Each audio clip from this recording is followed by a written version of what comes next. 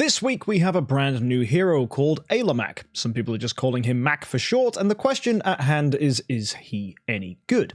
A lot of people have said he's a replacement for Eloise as a potential early game hero, and there are lots of reasons why you might think this. We'll take a look at his skills today and analyze whether that is actually the case or whether this assumption is wrong, and also give you some ideas of how to use him on your account. Will he be a brand new carry hero that new players can enjoy, or is he going to be a support hero? Well, let's delve into his skills and take a look. So the first thing you need to know about Aylamak is he gets HP, attack, block, damage reduction, and extra damage to bleeding enemies. Now that's important because he himself is able to bleed opponents, so he synergizes with himself there, and the block that he has is actually quite important because if you go and look at some more of his skills, you'll eventually learn that block is a very important ability for Aylamak. So that's quite similar to Eloise there in the fact that Eloise likes to block as well, and that will cause Eloise to counter-attack. We see a similar thing here called Oath of Guardship. When Aylamak successfully blocks, there is a 50% chance to stun the attacker for 2 rounds. Now that sounds quite good, but when you go ahead and upgrade that, that becomes a 68% chance to stun the attacker for 2 rounds. So pretty much almost a 70% chance to stun. So obviously with some added control precision, you can easily give yourself almost guaranteed stuns by just giving this guy a Rui Scepter or having control precision in other ways, whether it's from a Bee Awaken or whatever abilities you have to give it to him through star spawns or anything like that. However, that stun only works if the opponent is bleeding, but that should be pretty easy for you as there are lots of ways to set up bleed, and afterwards he is going to go ahead and counterattack opponents, dealing damage to them equal to 240% of attack, then bleed them for an additional 300% of attack. Now bleed happens immediately and then continues at the ends of rounds, so that's a pretty decent amount of damage you're getting from just a counterattack, although that's against a single enemy. That's important when we talk a bit more about Eloise. At the end of each round, he will also, for every one enemy with bleed, restore HP equal to 5% of max HP. So that's going to be a maximum of 30% max HP if the opponents are all alive. There are 6 of them and they're all bleeding, which again should be pretty easy to set up. And he will also increase his attack by 5% for 2 rounds. So that of course is also another way to give him 30% attack, which is quite nice. So he's buffing himself.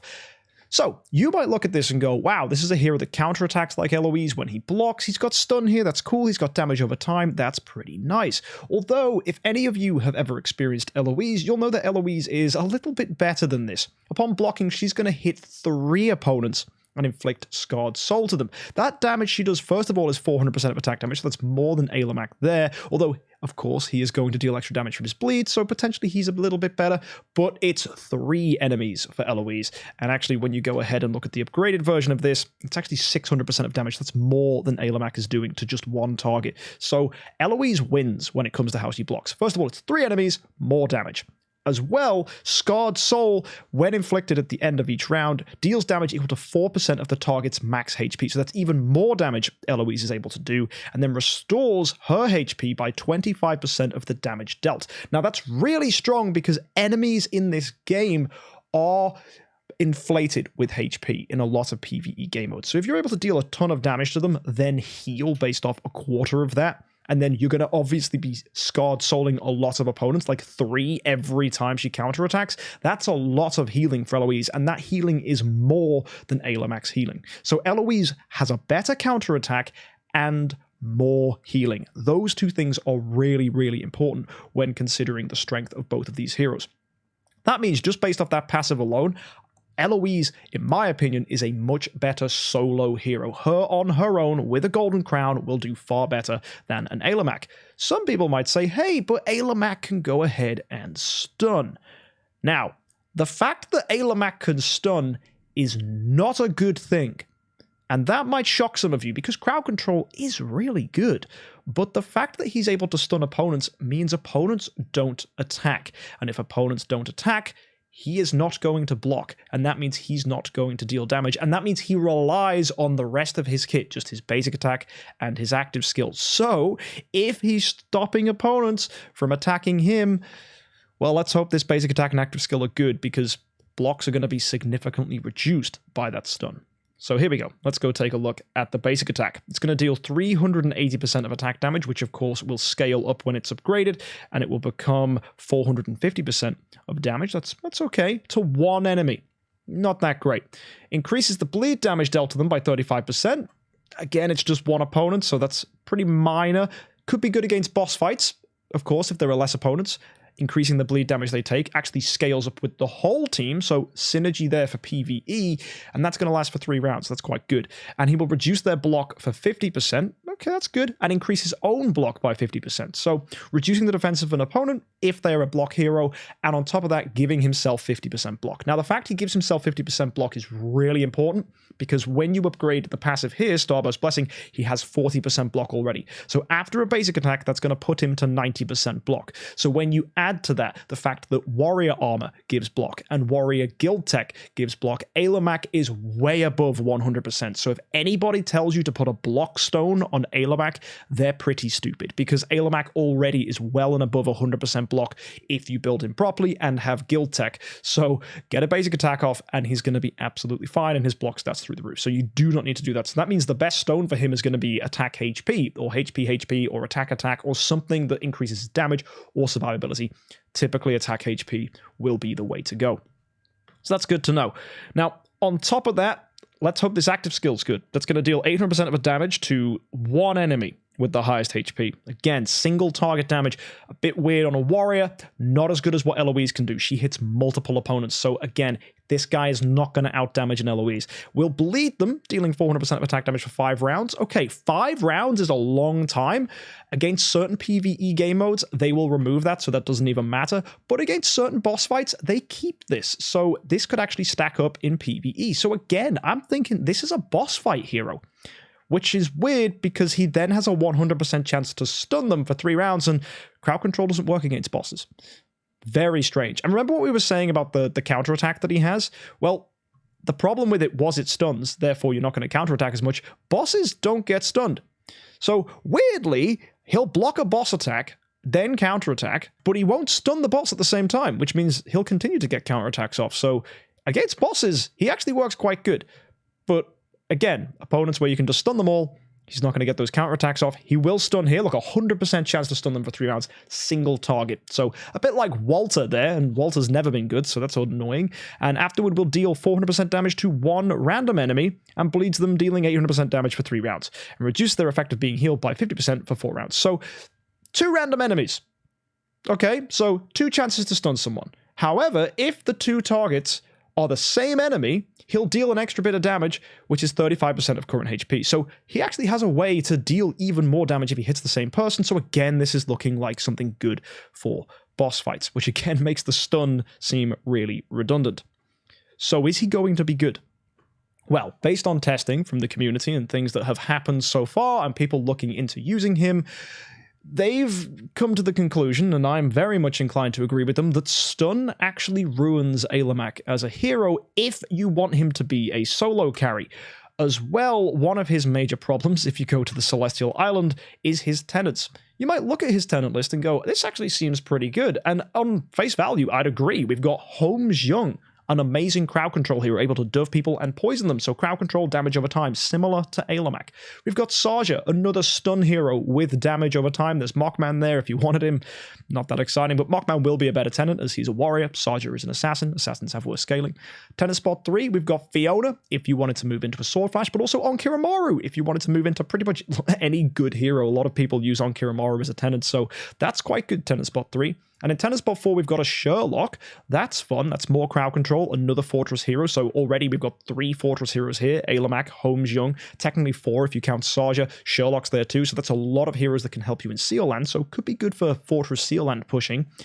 Or you can go with a Seerhu and get some synergy with the block, although it's probably not going to be very good because you're not going to get a lot of blocks off, let's be honest. When there's only 2 heroes that are going to be reliably blocking, which is Aylamak and Seerhu, it's going to take you a few rounds to actually get 1 buff from Seerhu off, so it's probably not worth it. Just go with Sherlock for the doves.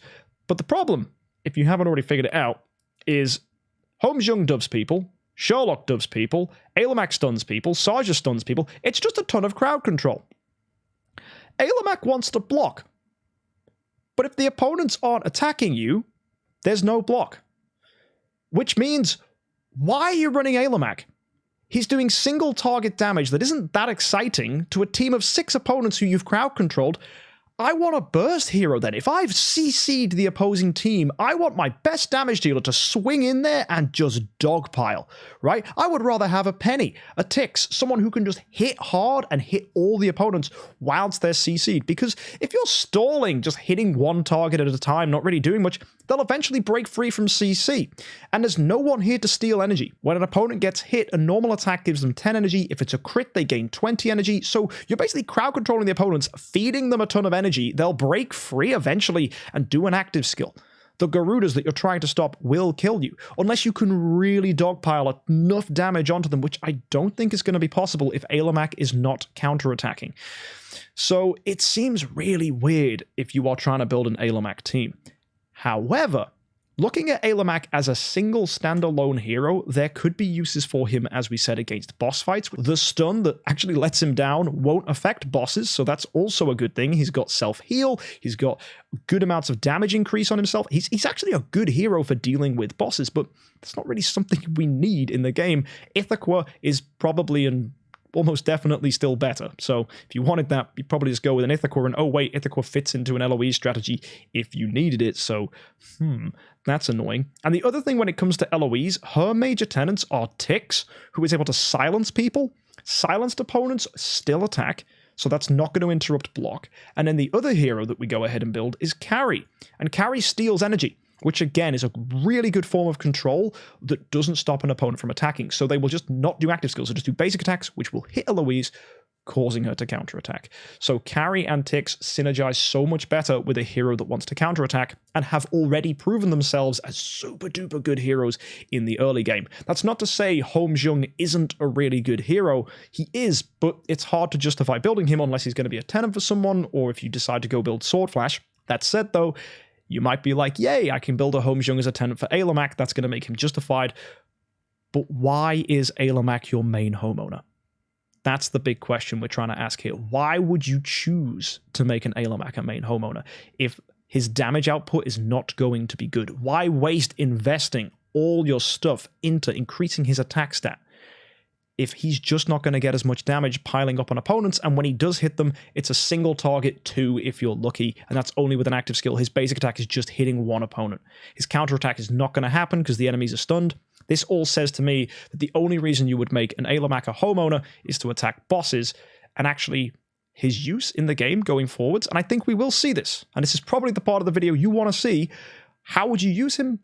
I think he's just going to be an interesting hero to add to crowd control, because his stun is insanely reliable, which is funnily enough his weakness if you're trying to use him for his counterattacks. But a 68% chance to stun, which will be buffed by control precision, and if you're lucky with 50% control precision, you can take that to 100%. This is a fantastic skill, right? If you utilize it to support somebody else. So is Aylamak a hero I would build as a main homeowner? Probably not. Even though his tenets are quite interesting, even though he himself looks like a new Eloise. I don't think he is. I think his usefulness is going to be crowd controlling opponents reliably on a counterattack, which is something we haven't really seen in a hero this consistently before, because it actually means he doesn't need to be quick. He doesn't need to have a turn to CC people, which has been traditionally the problem with CC. He just has to get hit, stay alive, tank the attacks he's taking, block, and crowd control opponents. And in PvE, enemies start with normal basic attacks. They will not do active skills. So, if he's able to CC off all of those basic attacks in round 1, your opponents will not get active skills in round 2. And if you have enough damage on your team, you can potentially use that as a way to seal a win. That's interesting. And for me, that's what makes Aylamak a good hero. He's not going to be a homeowner hero that breaks the meta like a lot of people have worried. Eloise still holds that crown. But as a useful utility hero for reliable stun and a way to counter opponents who have nasty active skills in round 2, there's a lot of chances Aylamak's good. Don't forget, Garuda's basic attack targets the opponent in slot 1. If you put an Aylamak in slot 1 and he blocks, there's almost a guaranteed chance he's going to stun that Garuda. If you're having problems with Garuda in the Void Vortex, or the Realms Gate, which is a very real thing, or even in campaign, Aylamak might just be the hero we need to save you against that. Obviously, ticks can silence them, carry can steal their energy, but having someone else here might be pretty good. So if you wanted something interesting that might change moving forwards, take a look at Tenant Spot 1 for Vulcan. It's Aylamak. Homeowner Vulcan? Might just get a little more interesting. I'll leave that thought with you guys. See you next time, guys. Don't forget to subscribe, and happy idling.